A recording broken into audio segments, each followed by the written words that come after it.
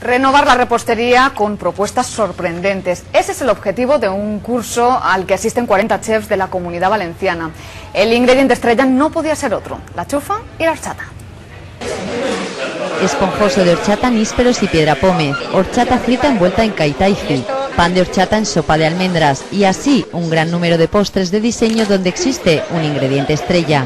Debajo le hemos puesto una salsita de ron y la adornamos con la estrella, que es nuestra amiga la chufa. Protagonista la horchata y la chufa de Valencia. El objetivo de este curso, mostrar a 40 chefs las infinitas posibilidades que estos productos tienen en la alta repostería. En la época medieval, ya lo he comentado alguna vez, era medicinal y desapareció hasta relegarla simplemente a ser un refresco. La horchata es lo básico, ¿no? Lo que conocemos todos, pero hay muchas texturas, muchos colores, sabores.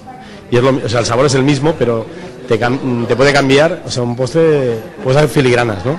Bebida saludable, pero también un producto que poco a poco se irá introduciendo en la cocina.